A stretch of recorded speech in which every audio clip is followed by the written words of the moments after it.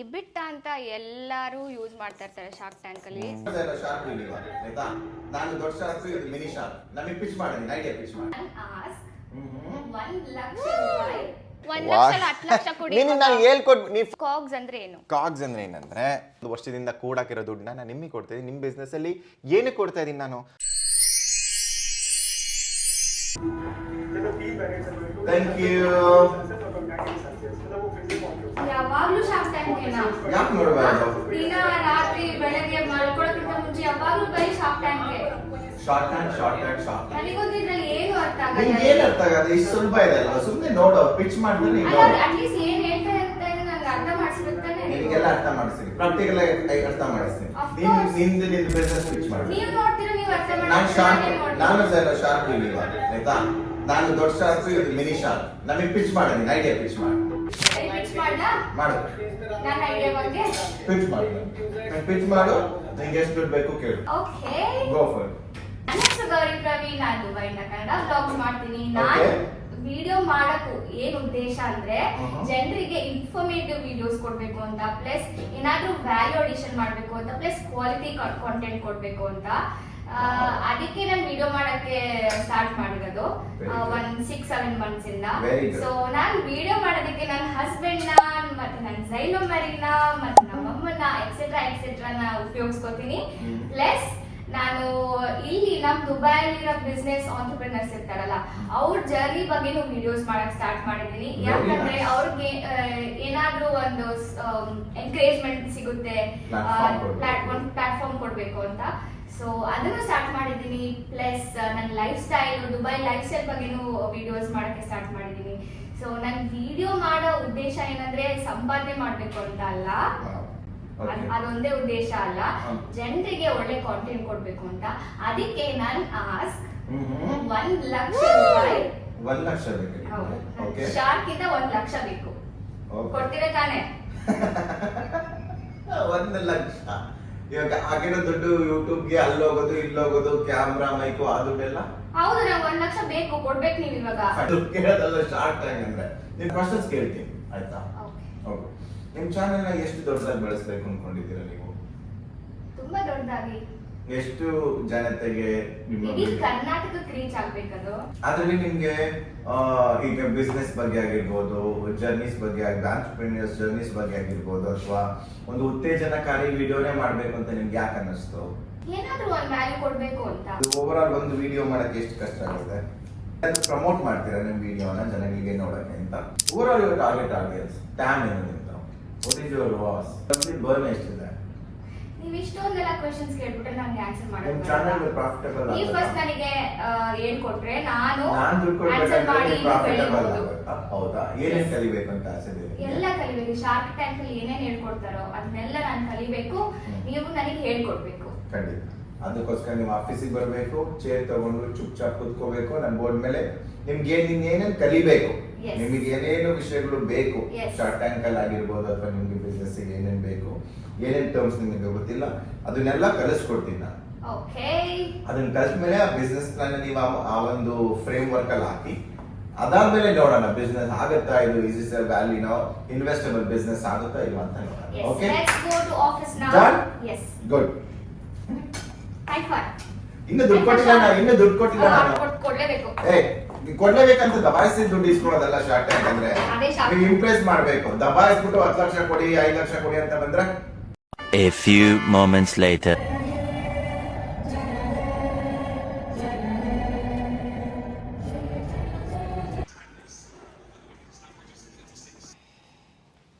Okay, ನಿನ್ business ಬಗ್ಗೆ ತಿಳ್ಕೊಬೇಕಂತಂದ್ರೆ first ಏನ್ ತಿಳ್ಕೊಬೇಕು? ಒಂದು ಆದಷ್ಟು ಬೇಸಿಕ್ ಇಂದ ಉದಾಹರಣೆಗಳ ಮುಖಾಂತರ ನಾನು ಎಕ್ಸ್ಪ್ಲೈನ್ ಮಾಡಕ್ ಪ್ರಯತ್ನ ಪಡ್ತೀನಿ. ಈ ಒಂದು ನೆಕ್ಸ್ಟ್ ನಾವೊಂದು 5-10 ನಿಮಿಷದಲ್ಲಿ ಮಾತಾಡೋ ಏನು ಸಮಯದಲ್ಲಿ ನಾನು ಸುಮ್ಮನೆ ದೊಡ್ಡ ಕಾನ್ಸೆಪ್ಟ್ಸ್ ನಿಮ್ಗೆ ಹೇಳಿ ಮಾಡಿ ಏನೋ ಆ ವಿಷನ್ನು ಈ ವಿಷನ್ನು IPO ಹೋಗೋದಂಗೆ $1 ಬಿಲಿಯನ್ ವ್ಯಾಲ್ಯೂಯೇಷನ್ ಕಂಪ್ನಿ ಮಾಡೋದಂಗೆ ಅದಕ್ಕೆಲ್ಲ ಅದಕ್ಕೆಲ್ಲ ಜಾಸ್ತಿ ಟೈಮ್ ವೇಸ್ಟ್ ಮಾಡಲ್ಲ. ಬೇಸಿಕ್ಸ್ ನೀವು ಒಂದು ಶಾರ್ಟ್ ಆಗಿ ನೋಡಿದಾಗ ಒಂದು ಕಂಪ್ನಿನ ರೀಡ್ ಮಾಡೋದಂದ್ರೆ ಹೇಗೆ, ಅದ್ರ ಜೊತೆಗೆ ಒಂದು ಸಣ್ಣ ಕಂಪ್ನಿ ಒಂದು ವ್ಯಾಲ್ಯೂಯೇಷನ್ ಹೆಂಗೆ ಇನ್ಕ್ರೀಸ್ ಆಗುತ್ತೆ, ಅದರಲ್ಲಿ ಏನೇನು ಬೇಸಿಕ್ ಫಂಡಮೆಂಟಲ್ಸ್ನ ಉದಾಹರಣೆಗಳ ಮುಖಾಂತರ ನಾನು ಇದನ್ನ ತಿಳಿಯಪಡಿಸ್ತಾ ಹೋಗ್ತೀನಿ. ಎಷ್ಟು ನನಗೆ ತಿಳಿದಿರೋ ನನ್ನ ಬೆಸ್ಟ್ ಆಫ್ ಮೈ ನಾಲೆಡ್ಜ್ ಪ್ರಕಾರ. ಏನಾದರೂ ಸರಿ ಇದ್ರೆ ಅಥವಾ ತಪ್ಪಿದ್ರೆ ಕಮೆಂಟಲ್ಲಿ ನನಗೆ ತಿಳಿಸ್ಕೊಡಿ. ಫಸ್ಟು ಎಷ್ಟೊಂದು ಜನಕ್ಕೆ ಕನ್ಫ್ಯೂಷನ್ ಇರೋದಂದ್ರೆ ಏನು, ವ್ಯಾಲ್ಯೂಯೇಷನ್ ಅಂದರೆ ಏನು, ಅದು ಹೆಂಗೆ ವ್ಯಾಲ್ಯೂಯೇಷನ್ ಜಾಸ್ತಿ ಆಗುತ್ತೆ, ಬೂಟ್ ಸ್ಟ್ರಾಪ್ ಅಂದರೆ ಏನು, ಆದಷ್ಟು ಬೇಸಿಕ್ಕಿಂದ ಸ್ಟಾರ್ಟಿಂಗ್ ತಗೊಂಡು ಹೋಗೋಕ್ಕೆ ಪ್ರಯತ್ನ ಪಡ್ತೀನಿ. ಅದಾದಮೇಲೆ we will see step by step ಹೇಗಾಗುತ್ತೆ ಅಂತ. ಓಕೆ, ಇದು ಒಂದು ಕಂಪ್ನಿ ಅಂತ ಇಟ್ಕೊಳ್ಳಿ. ಇದು ಒಂದು ಕಂಪ್ನಿನ ನಾವು 2021ರಲ್ಲಿ ಸ್ಟಾರ್ಟ್ ಮಾಡಿದ್ದೀವಿ. ಓಕೆ, 2021ರಲ್ಲಿ ಸ್ಟಾರ್ಟ್ ಮಾಡಿದಾಗ ಇದರಲ್ಲಿ ಎಷ್ಟು ಜನ ಇರ್ತಾರೆ, ಮೋಸ್ಟ್ಲಿ ನೀವು ಒಬ್ಬರೇ ಓನರ್ ಆಗಿರ್ತೀರ. ಇವರ ಹೆಸರೇನು, ರಾಜು ಅನ್ನೋರು ಒಬ್ಬರು ಓನರ್ ಆಗಿರ್ತಾರೆ. ಈ ರಾಜು ಅನ್ನೋರು ಈ ಒಂದು ಕಂಪ್ನಿನ 100% ಓನರ್ ಆಗಿರ್ತಾರೆ. ಓಕೆನಾ, ಈ ಒಂದು ಕಂಪ್ನಿಗೆ ಇವರು ಒಂದು ಒಂದು 50,000 ರೂಪಾಯಿ 50,000 ರುಪೀಸ್ನ ಇನ್ವೆಸ್ಟ್ ಮಾಡಿರ್ತಾರೆ. ಓಕೆ, 50,000 ರುಪೀಸ್ನ ಇನ್ವೆಸ್ಟ್ ಮಾಡಿರ್ತಾರೆ. ಇವ್ರದ್ದು ಏನಂತಂದ್ರೆ ಐಡಿಯಾ ಇರುತ್ತೆ. ಲೆಟ್ಸ್ ಸೇ ಫಾರ್ ಎಕ್ಸಾಂಪಲ್ ಅವರು ಏನೋ ಒಂದು ಮ್ಯಾನುಫ್ಯಾಕ್ಚರಿಂಗ್ ಒಂದು ನಟ್ಟು ಅಥವಾ ಬೋಲ್ಟನ್ನ ಮ್ಯಾನುಫ್ಯಾಕ್ಚರಿಂಗ್ ಮಾಡೋ ಒಂದು ಯೂನಿಟ್ ಆಗಿರುತ್ತೆ ಇದು ರಾಜು ಅವ್ರದ್ದು. ಓಕೆ, ಆ ಯೂನಿಟ್ಟು ಅವ್ರ ಐಡಿಯಾ ಎಲ್ಲ ಸೇರಿ ಈ ಒಂದು ಕಂಪ್ನಿಯ ವ್ಯಾಲ್ಯೂನ ನಾವು 1 ಲಕ್ಷ ರೂಪಾಯಿ ಇದೆ ಅಂತ ಅನ್ಕೊಳ್ಳೋಣ. ಇನಿಷಿಯಲಿ ಜಸ್ಟ್ ಸ್ಟಾರ್ಟ್ ಮಾಡಿದ್ದಾರೆ, ಒಂದು 50,000 ರೂಪಾಯಿ ಅಷ್ಟೇ ಹೂಡಿಕೆ ಹಾಕಿದ್ದಾರೆ. ಆ ವ್ಯಾಲ್ಯೂಯೇಷನ್ಗೆ ಹೆಂಗ್, ಆ ನಂಬರ್ಗೆ ಹೆಂಗ್ ರೀಚ್ ಆಗ್ತೀರಾ? ಅದೇ ಹೇಳ್ತೀನಿ ಕೇಳಿ. ಇನ್ನು 50,000 ಇವ್ರು ಇನ್ವೆಸ್ಟ್ ಮಾಡಿದ್ದಾರೆ. ಇವರಿಗೆ ಈ ಒಂದು ನಟ್ಟು ಬೋಲ್ಟು ಮಷೀನು ಹಾಕೋ ಒಂದು ಐಡಿಯಾ ಇದೆ, ಒಂದು ಇದಕ್ಕೆ ಆದಂತ ಒಂದು ಸ್ಕಿಲ್ ಸೆಟ್ಸ್ ಇದೆ. ಇವರು ಆ ಟೈಮಲ್ಲಿ 2021ರಲ್ಲಿ ಆಫೀಸ್ ಓಪನ್ ಮಾಡಿ ಎಲ್ಲ ಜನಗಳನ್ನ ತಂದು ಟ್ರೇಡ್ ಲೈಸೆನ್ಸ್ ಓಪನ್ ಮಾಡಿ ಈ ಜಾಗದಿಂದ ನಾನು ಇನ್ನು 10 ವರ್ಷದಲ್ಲಿ ತುಂಬಾ ದೊಡ್ಡವನಾಗ್ತೀನಿ ಒಂದು ಐಡಿಯಾ ಮಾಡಿ ಸ್ಟಾರ್ಟ್ ಮಾಡಿದ್ದಾರೆ. ಅದಕ್ಕೊಂದು ವ್ಯಾಲ್ಯೂಯೇಷನ್ ಅಂತ ಇರುತ್ತೆ, ಅದಕ್ಕೊಂದು ವ್ಯಾಲ್ಯೂ ಇರುತ್ತೆ, ಅದಕ್ಕೊಂದು ಖರ್ಚಿರುತ್ತೆ, ಅವ್ರದ್ದು ಎಫರ್ಟ್ ಇರುತ್ತೆ, ಐಡಿಯಾ ಇರುತ್ತೆ, ಒಂದು ಬಿಸ್ನೆಸ್ ಎಂಟಿಟಿ ಇರುತ್ತೆ. ನೀವ್ ಹೆಂಗೆ ಗೌರಿನೋ, ನಾನು ಹೆಂಗೆ ಪ್ರವೀಣೋ, ಹಂಗೆ ಅದು ಬಿಸ್ನೆಸ್ ಒಂದು ಎಂಟಿಟಿ. ಇದು ಏನು, ರಾಜು ಲಿಮಿಟೆಡ್ ಅಂತ ಇಟ್ಕೊಳ್ಳೋಣ, ಅಂತ ಇಟ್ಕೊಳ್ಳೋಣ, ಪ್ರೈವೇಟ್ ಲಿಮಿಟೆಡ್ ಕಂಪನಿ ಇದು. ಇದರೊಂದು ವ್ಯಾಲ್ಯೂಯೇಷನ್ ಅನ್ಕೊಳ್ಳೋಣ. ಈಗ 50,000 ಇನ್ವೆಸ್ಟ್ ಮಾಡಿ 1 ಲಕ್ಷ ರೂಪಾಯಿ ಒಂದು ವ್ಯಾಲ್ಯೂಯೇಷನ್ ಅಂತ ಇಟ್ಕೊಳ್ಳೋಣ ಇದಕ್ಕೆ. ಓಕೆ, ಈ ವ್ಯಾಲ್ಯೂಯೇಷನ್ಗೆ ಹಿಂಗೆ ಭಾಗ ಮಾಡೋಣ. ಎಷ್ಟು ಭಾಗ ಆಯ್ತು ಇಲ್ಲಿ ನಮ್ಗೆ ಇವಾಗ? 1, 2, 4, 8, 9, 10. ಓಕೆನಾ, 1, 2, 3, 4, 5, 6, 7, 8, 9, 10 ಭಾಗ. ಈ 10 ಭಾಗನ ಇದು 1 ಲಕ್ಷ ರೂಪಾಯಿ ವ್ಯಾಲ್ಯೂ ಇದ್ರೆ ಈ ಒಂದೊಂದು ಭಾಗಕ್ಕೆ ಎಷ್ಟು, 10,000. ಆಯ್ತಾ? ಇದನ್ನ ನಾವು ಅನ್ಕೊಳ್ಳಿ ಶೇರ್. ನಾನು ಕಂಪ್ನಿ ಆಕ್ಟ್ 1956 ಪ್ರಕಾರ ಶೇರ್ಸ್ ಅಂದ್ರೆ ಏನು, ಆ ಡೆಫಿನೇಷನ್ಸ್ ಎಲ್ಲ ಹೇಳಿ ನಾನು ನಿಮ್ಗೆ ಮಾಡಕ್ ಬರಲ್ಲ, ಅದು ನಿಮ್ಗೆ ಉಪಯೋಗನೂ ಆಗಲ್ಲ. Share is a share in the company and all this will not be helpful. ಈ ಅನ್ಕೊಳ್ಳಿ, ಈ ಒಂದು ಇದರಲ್ಲಿ 10 ಶೇರ್ಸ್ ಇದೆ, 10,000, ಹಾಗಾಗಿ 1 ಲಕ್ಷ ವ್ಯಾಲ್ಯೂ ಆಯ್ತು. ಈ 10 ಶೇರನ್ನ ರಾಜು ಅವರೇನೆ ಓನರ್ ಆಗಿದ್ದಾರೆ ಇವಾಗ. ಕರೆಕ್ಟಾ? ರಾಜು ಅವ್ರು ಏನ್ ಮಾಡ್ತಾರೆ, 2 ವರ್ಷ ತುಂಬಾ ಚೆನ್ನಾಗಿ ಕೆಲಸ ಮಾಡ್ತಾರೆ. ಕಂಪನಿಗೆ ಇಲ್ಲಿ ಯಾವುದೇ ರೀತಿ ರೆವೆನ್ಯೂ ಬಂದಿಲ್ಲ. 21 ಜಾನ್ವರಿಯಲ್ಲಿ ಇವರು ಸ್ಟಾರ್ಟ್ ಮಾಡಿದ್ದಾರೆ. ಯಾವುದೇ ರೀತಿ ರೆವೆನ್ಯೂ ಬಂದಿಲ್ಲ, ಯಾವುದೇ ರೀತಿ ಆರ್ಡರ್ ಬಂದಿಲ್ಲ, ಯಾವುದೇ ರೀತಿ ಬಿಸ್ನೆಸ್ ಡೆವಲಪ್ಮೆಂಟ್ ಆಗಿಲ್ಲ. ರಾಜು ಲಿಮಿಟೆಡ್ ಅನ್ನೋದು ಮಾರ್ಕೆಟಲ್ಲಿ ಯಾರಿಗೂ ಗೊತ್ತಿಲ್ಲ, ಏನ್ ಮಾಡ್ತಾರೆ ಅಂತ ಗೊತ್ತಿಲ್ಲ, ಏನಾಗುತ್ತೆ ಅಂತ ಗೊತ್ತಿಲ್ಲ. ಆದ್ರಿಂದ ಇದು ಇಷ್ಟೇ ಇರುತ್ತೆ. ಇವರು 2022 ಜೂನ್ ಅಷ್ಟೊತ್ತಿಗೆ ತುಂಬಾ ಚೆನ್ನಾಗಿ ಕೆಲಸ ಮಾಡ್ತಾರೆ. ಇವ್ರಿಗೆ ಏನಾಗುತ್ತೆ, ಲೀಸ್ಟ್ ಒಂದು 3 ಲಕ್ಷ ರೂಪಾಯಿ ಇವರು ಆದಾಯ ಮಾಡ್ತಾರೆ. Profit, not revenue. ಅಂದ್ರೆ ರೆವೆನ್ಯೂ ಅಂದ್ರೆ ಆದಾಯ ಅಲ್ಲ, ರೆವೆನ್ಯೂ ಅಂದ್ರೆ ಟರ್ನ್ ಓವರ್ ಮಾಡ್ತಾರೆ. ನಟ್ ಬೋಲ್ಟ್ ಬರುತ್ತೆ, ಹೋಗುತ್ತೆ, ಬರುತ್ತೆ, ಏನ್ all this stuff, right? So ಇದೆಲ್ಲ ಆಗುತ್ತೆ. ಸೊ ಅದಾದ್ಮೇಲೆ ಏನಾಗುತ್ತೆ ಅಂತಂದ್ರೆ ಇದು 21 ಸ್ಟೋರಿ ಆಯ್ತಲ್ವಾ? 21 ಸ್ಟೋರಿ ಆದ್ಮೇಲೆ 22ಕ್ಕೆ ಈಗ ರೆವೆನ್ಯೂ ಆಗಿದೆ, ಎಲ್ಲ ಜನಗಳು ಸೇರ್ಕೊಂಡಿದ್ದಾರೆ, ಆರ್ಡರ್ಸ್ ರೆಗ್ಯುಲರ್ ಆಗಿ ಬರ್ತಾ ಇದೆ ಒಳ್ಳೊಳ್ಳೆ ಕಂಪ್ನಿಗಳಿಂದ. ಅವಾಗ ಏನಾಗುತ್ತೆ, ಇದೇ ಕಂಪ್ನಿ ಓಕೆ 1 ಲಕ್ಷ ಇದ್ದಿದ್ದು ವ್ಯಾಲ್ಯೂ ಏನಾಗುತ್ತೆ, 10 ಲಕ್ಷ ಆಗುತ್ತೆ. 10 ಲಕ್ಷ ಆಗುತ್ತೆ. ಅಟ್ಲೀಸ್ಟ್ ಎನಿ ರೆವೆನ್ಯೂ ಬರ್ತಿದ್ರೆ ಮಲ್ಟಿಪ್ಲೈ ಬೈ 3 ಮಾಡಿ. ಇದು ತುಂಬಾ ಈಸಿ ವೇ ಮಾಡಕ್ಕೆ. ಆಯ್ತಾ? 3 ಲಕ್ಷ ಮಲ್ಟಿಪ್ಲೈ ಬೈ 3 ಅಂತಂದ್ರೆ 3 ಬರಲಿ 9, ಒಂದು 10 ಲಕ್ಷ ಅಂತ ಇಟ್ಕೊಳ್ಳೋಣ. ಡಿಸ್ಕೌಂಟೆಡ್ ಕ್ಯಾಶ್ ಫ್ಲೋ ಮತ್ತೆ ಇನ್ನೂ ರೆವೆನ್ಯೂ ಮಾಡೆಲ್ಸ್ ಬಗ್ಗೆ ಇನ್ನು ಹಲವಾರು ರೀತಿ ನೀತಿಗಳಿರುತ್ತೆ ಏನ್ ಮಾಡಕ್ಕೆ, ವ್ಯಾಲ್ಯೂಯೇಷನ್ ಇದು ಮಾಡಕ್ಕೆ. ನಾನು ಸಿಂಪಲ್ ಆಗಿ ಇದು ಮಾಡ್ತಿದ್ದೀನಿ. ನಾನು ಸಿಂಪಲ್ ಆಗಿ ನಿಮ್ಗೆ ಹೇಳ್ಕೊಡ್ತೀನಿ. ವ್ಯಾಲ್ಯೂಯೇಷನ್ ಚೇಂಜ್ ಆದಾಗ ಹೆಂಗೆ ಒಬ್ಬ ಓನರ್ ಆದವನು, ಒಬ್ಬ ಫೌಂಡರ್ ಆದವನು ಹೆಂಗೆ ಅವನ ವ್ಯಾಲ್ಯೂನ ಹೆಚ್ಚಾಗ್ತಾ ಹೋಗುತ್ತೆ, ಹೆಂಗೆ ಬಿಸ್ನೆಸ್ ವ್ಯಾಲ್ಯೂ ಹೆಚ್ಚಾಗ್ತಾ ಹೋಗುತ್ತೆ ಅಂತ ಮಾತ್ರ ತಿಳಿಸ್ಕೊಡ್ತಾ ಇದ್ದೀನಿ. ಓಕೆ, ನೆಕ್ಸ್ಟ್ ವಿಡಿಯೋದಲ್ಲಿ ನಿಮ್ಮ ಕಮೆಂಟ್ಸ್ ಮೇಲೆ ನಿಮ್ಗೆ ಇನ್ನೂ ಡೀಟೇಲ್ ಆಗಿ ಬೇಕಂತಂದ್ರೆ ಹೇಗೆ ವ್ಯಾಲ್ಯೂಯೇಷನ್ ಮೆಥಡ್ಸ್ ಅಂದ್ರೆ ಹೇಗೆ ಮಾಡ್ತಾರೆ, ಯಾವ್ಯಾವ ರೀತಿ ಕಂಪ್ನಿನ ವ್ಯಾಲ್ಯೂಯೇಟ್ ಮಾಡ್ತಾರೆ, how people arrive at right numbers, share ತಗೊಳ್ಳೋದಂದ್ರೆ ಏನು, ಅಂದ್ರೆ ಕಂಪ್ನಿಲಿ ಇನ್ವೆಸ್ಟ್ ಮಾಡೋದಂದ್ರೆ ಏನು, ಈಕ್ವಿಟಿ ಅನ್ನೋದ್ರೆ ಏನು, ಅದನ್ನ ಇನ್ನೂ ಡೀಟೇಲ್ ಆಗಿ ಮಾಡೋಣ. ಇದನ್ನ ಬೇಸಿಕ್ ಆಗಿ ಇಟ್ಕೊಳ್ಳೋಣ. ಇವಾಗ ಇದೇ ಒಂದು 10 ಶೇರ್ ಇತ್ತು, ಕರೆಕ್ಟಾ? ಇದೇ 1 2 3 4 5 6 7 8 9 10. ಇಲ್ಲಿ 10,000 ರೂಪಾಯಿ ಇದ್ದಿದ್ದು ಒಂದೊಂದು ಶೇರು ಅನ್ಕೊಳ್ಳೋಣ. ಇಲ್ಲಿ ಅದ್ರದ್ದು ಎಷ್ಟಾಯ್ತಾಯ್ತು? 1 ಲಕ್ಷ ಆಯ್ತು. ಈಗೆಲ್ಲದ ಏನಾಯ್ತು? 1 ಲಕ್ಷ ಆಯ್ತು. ಇಲ್ಲೊಂದು ಲಕ್ಷ, 1 ಲಕ್ಷ. 1 ಲಕ್ಷದ 10 ಶೇರ್ ಇದೆ ಇದರಲ್ಲಿ, ಈ ಕಂಪ್ನಿಯಲ್ಲಿ ಉದಾಹರಣೆಗೆ.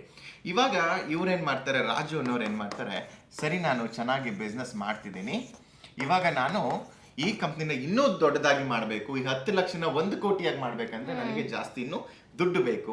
ಸೊ ಅವ್ರೇನ್ ಮಾಡ್ತಾರೆ, ಆಗ ಇನ್ವೆಸ್ಟರ್ಸ್ ಹತ್ರ ಬರ್ತಾರೆ. ಅವಾಗ ಇನ್ವೆಸ್ಟರ್ ಹತ್ರ ಹೋದಾಗ್ಲೇನೆ ಫಸ್ಟ್ ಇನಿಷಿಯಲಿ ಸೀಡ್ ಫಂಡಿಂಗ್ ಅಂತ ಆಗುತ್ತೆ. ಅದಾದ್ಮೇಲೆ ಇನ್ನೊಂದು ಐಡಿಯಾ ಇದೆ, ಜಸ್ಟ್ ರೆವೆನ್ಯೂ ಆಗಿದೆ, ಇವಾಗ ಫಸ್ಟ್ ಸೀಡ್ ಫಂಡಿಂಗ್. ಅದಾದ್ಮೇಲೆ ಏಂಜಲ್ಸ್ ಅಂತ ಬರ್ತಾರೆ, ಗೊತ್ತಿರೋರು, ಸ್ವಲ್ಪ ಪರಿಚಯ ಇರೋರು, ಫಸ್ಟ್ ಸೀಡ್ ಫಂಡಿಂಗ್, ಆಮೇಲೆ ಏಂಜಲ್ಸ್, ಆಮೇಲೆ series A, series B, and it goes on. It not necessarily ನಾನು ಹೇಳ್ತಿರೋದೆಲ್ಲ ಒಂದು ಆರ್ಡರ್ ಆಗೇ ಇದೆ ಅಂತಾನೆ ಅಲ್ಲ. ಐ ಆಮ್ ಜಸ್ಟ್ ನಿನಗೆ ಬೇಸಿಕ್ ಆಗಿ ವೆರಿ ಬೇಸಿಕ್ ಐಡಿಯಾಸ್ ಮಾತ್ರ ಕೊಡ್ತಿದ್ದೀನಿ. It's a ocean of learnings. It's a lot to be learn. Anyway, ಇವಾಗ ರಾಜು ಅವರು ಒಬ್ಬರ ಹತ್ರ ಬರ್ತಾರೆ. ಇವ್ರು ಏನ್ ಮಾಡ್ತಾರೆ ಅಂತಂದ್ರೆ, ಇವರು ABC ಇನ್ವೆಸ್ಟ್ಮೆಂಟ್ ಕಂಪನಿ. ಈ ABC ಇನ್ವೆಸ್ಟ್ಮೆಂಟ್ ಕಂಪನಿ ಹತ್ರ ಬಂದು ರಾಜು ಅವರು ಕೇಳ್ತಾರೆ, ನಂದು ಕಂಪನಿ ಇಷ್ಟ ಆಗಿದೆ ಸರ್, ನನಗೆ ಇಷ್ಟಿಷ್ಟು ದುಡ್ಡು ಕೊಡಿ, ನಾನು ಇನ್ನೂ ಬೆಳೆಸ್ತೀನಿ ಅಂತ. ಅವರ ಕಂಪ್ನಿಯವ್ರು ಕೇಳ್ತಾರೆ, ನೀವೆಷ್ಟು ಇನ್ವೆಸ್ಟ್ ಮಾಡಿದ್ರಿ, ಹೌದು ಇಷ್ಟು ಮಾಡಿದ್ರಿ, ಎಷ್ಟು ರೆವೆನ್ಯೂ ಮಾಡಿದ್ರಿ, ಏನೇನ್ ಮಾಡಿದ್ರಿ, ಎಷ್ಟು ಬಂದು ಕೇಳ್ತಾರೆ. ಇವಾಗ ನೋಡಿ, ಇವಾಗ ನಾವು ಆಲ್ರೆಡಿ ಅನ್ಕೊಂಡ್ಬಿಟ್ಟಿದೀವಿ, ಹೈಪೋಥೆಟಿಕಲಿ ಉದಾಹರಣೆಗೆ 10 ಲಕ್ಷ ರೂಪಾಯಿ ವ್ಯಾಲ್ಯೂ ಆಫ್ ಬಿಸ್ನೆಸ್ ಅಂತ ಹೇಳ್ತಿದ್ದೀವಿ, ಆಯ್ತಾ? ಇವ್ರೇನ್ ಹೇಳ್ತಾರೆ, ನಾನ್ ನಿಮಗೆ 20% ಆಫ್ ಮೈ ಬಿಸ್ನೆಸ್ ಕೊಡ್ತೀನಿ ಸರ್, ನನಗೆ ಬರೀ 2 ಲಕ್ಷ ಕೊಡಿ ಸಾಕು. ಇಲ್ಲಿ ನೋಡಿ, ಇದು ಒಂದು ಲಕ್ಷ ರೂಪಾಯಿ ವ್ಯಾಲ್ಯೂ ಆಯ್ತು. ಇದು ಒಂದೊಂದು ಲಕ್ಷದ ಒಂದೊಂದು ಪೀಸು. ಈ 2 ಪೀಸ್ನ ನಾನು ABC ಇನ್ವೆಸ್ಟ್ಮೆಂಟ್ ಅವರಿಗೆ ಕೊಡ್ತಾ ಇದ್ದೀನಿ. ಅದ್ರ ಬದಲಾಗಿ ರಾಜು ಅವ್ರು ಎಷ್ಟು ಇಸ್ಕೊತಾ ಇದ್ದಾರೆ? 2 ಲಕ್ಷ. ಆದ್ರೆ ಇವ್ರು ಕೇಳ್ತಾರೆ, is there any other investors have invested before? No sir, it is completely ನಂದೇ ದುಡ್ಡು ನಾನೇ ಮಾಡಿರೋದಕ್ಕೆ. ರಾಜು ಅವ್ರು ಏನ್ ಹೇಳ್ತಾರೆ ಅಂದ್ರೆ, no, it was my bootstrap firm. ಇದು ನೀವು ಎಷ್ಟೊಂದ್ಸಲ ಕೇಳಿರ್ತೀರಾ ಶಾರ್ಕ್ ಟ್ಯಾಂಕ್ ಅಲ್ಲಿ. ವಾಟ್ ಈಸ್ ಬೂಸ್ಟ್ರ್ಯಾಪ್ ಅಂದ್ರೆ, ಯಾವುದೇ ರೀತಿ ಹೊರಗಡೆ ಇನ್ವೆಸ್ಟರ್ಸ್ ಹಣನ ಉಪಯೋಗಿಸ್ಕೊಂಡಲ್ಲೇ ತಂದೆ ಆದಂತ ಮತ್ತೆ ಫ್ರೆಂಡ್ಸ್ ಅಂಡ್ ಫ್ಯಾಮಿಲಿ ಸ್ವಲ್ಪ ದುಡ್ಡಲ್ಲಿ ಯಾವುದೇ ರೀತಿ ಶೇರ್ಸ್ ನ ಡೈಲ್ಯೂಟ್ ಮಾಡ್ದಲ್ಲೇ ರಾಜು ಅವರು ಈ 1 ಲಕ್ಷ ಇದ್ದಿದ್ದ ವ್ಯಾಲ್ಯೂ ಅಂತ ಬಿಸ್ನೆಸ್ ನ 10 ಲಕ್ಷ ಮಾಡಿರ್ತಾರೆ. ಇದಕ್ಕೆ ನಾವು ಬೂಸ್ಟ್ರ್ಯಾಪ್ ಅಂತ ಕರಿತೀವಿ. ಓಕೆನಾ? ಈ ಬೂಸ್ಟ್ರ್ಯಾಪ್ 10 ಲಕ್ಷ ಆದ್ಮೇಲೆ ಇವ್ರೇನ್ ಮಾಡ್ತಾರೆ, ABC ಅನ್ನೋ ಕಂಪ್ನಿಗೆ 20% ಶೇರ್ ಕೊಟ್ಟು 2 ಲಕ್ಷ ರೂಪಾಯಿ ಇಸ್ಕೊತಾರೆ. ಓಕೆ, ಇವಾಗ ಇದೇನ್ ಮಾಡ್ತಾರೆ, 2022 ಆಗುತ್ತೆ ಈ ಕೆಲಸ. ಈ 2022 ಈ ಕೆಲಸ ಆದ್ಮೇಲೆ ಏನಾಗುತ್ತೆ ಅಂತಂದ್ರೆ, ನೆಕ್ಸ್ಟ್ ಏನ್ ಮಾಡ್ತಾರೆ, ಈ 2 ಲಕ್ಷನ ರಾಜು ಅವ್ರು ಆಲ್ರೆಡಿ 3 ಲಕ್ಷ ಪರ್ ವರ್ಷ ರೆವೆನ್ಯೂ ಮಾಡ್ತಾ ಇದ್ದಾರೆ. ಅದ್ರಲ್ಲಿ ಒಂದ್ ಸ್ವಲ್ಪ ಪ್ರಾಫಿಟಬಿಲಿಟಿನೂ ಇರುತ್ತೆ. ಅದ್ರ ಜೊತೆಗೆ 2 ಲಕ್ಷನ ಫುಲ್ ಇಂಜೆಕ್ಟ್ ಮಾಡ್ತಾರೆ ಬಿಸ್ನೆಸ್ಗೆ. ಅವಾಗ 2023 ಏನಾಗುತ್ತೆ ಅಂತಂದ್ರೆ, 2023 ಇದೇ ಬಿಸ್ನೆಸ್ಸು ನಿಮಗೆ ಯಾವಾಗ ರಾಜು ಅವರು ಇನ್ವೆಸ್ಟ್ ಜಾಸ್ತಿ ಮಾಡ್ತಾರೆ ಬಿಸ್ನೆಸ್ಗೆ, ಅವಾಗ ಏನಾಗುತ್ತೆ ಅಂತಂದ್ರೆ, ಈ ಬಿಸ್ನೆಸ್ ಇನ್ನೂ ಜಾಸ್ತಿ ವ್ಯಾಲ್ಯೂಯೇಷನ್ ಆಗುತ್ತೆ. ಇವ್ರೇನ್ ಮಾಡ್ತಾರೆ, ಆ 2 ಲಕ್ಷದಲ್ಲಿ ಇನ್ನೂ ಜಾಸ್ತಿ ರಾ ಮೆಟೀರಿಯಲ್ ತಗೋಬರ್ತಾರೆ, ಜಾಸ್ತಿ ಎಂಪ್ಲಾಯ್ಸ್ ಮಾಡ್ತಾರೆ, ಬೆಟರ್ ಆಫೀಸ್ ಮಾಡ್ತಾರಲ್ವಾ, ಜಾಸ್ತಿ ಶೇರ್ಸ್ ಕೊಡ್ಬೋದು. ಎಸ್, ಶೇರು ಅಷ್ಟೇ ಇರುತ್ತೆ, ಆದ್ರೆ ವ್ಯಾಲ್ಯೂ ಆಫ್ ಶೇರ್ ಏನಿರುತ್ತಲ್ವಾ ಅದು ಜಾಸ್ತಿ ಆಗುತ್ತೆ. ಇಲ್ಲಿ 2021 1 ಲಕ್ಷ ಇದ್ದಿದ್ದು ಬಿಸ್ನೆಸ್ 2020 10 ಲಕ್ಷ ಆಗುತ್ತೆ. ಇದೇ ಇಲ್ಲಿಗೆ ಬಂದು 1 ಕೋಟಿ ಆಗುತ್ತೆ. 1 ಕೋಟಿ ಆಗುತ್ತೆ. ಹೇಗೆ ಅಂತಂದ್ರೆ, ಅಟ್ಲೀಸ್ಟ್ ಇಲ್ಲಿ 3 ಲಕ್ಷ ಮಾಡ್ತಿದ್ದಂತವ್ರು ಅಟ್ಲೀಸ್ಟ್ ಇವ್ರೇನ್ ಮಾಡಕ್ ಸ್ಟಾರ್ಟ್ ಮಾಡ್ತಾರೆ, 30 ಲಕ್ಷ ರೆವೆನ್ಯೂ ಮಾಡಕ್ ಸ್ಟಾರ್ಟ್ ಮಾಡ್ತಾರೆ. ಅವಾಗ ಅಗೇನ್ ಬಿಸ್ನೆಸ್ ವ್ಯಾಲ್ಯೂ ಇನ್ಕ್ರೀಸ್ ಆಗುತ್ತೆ.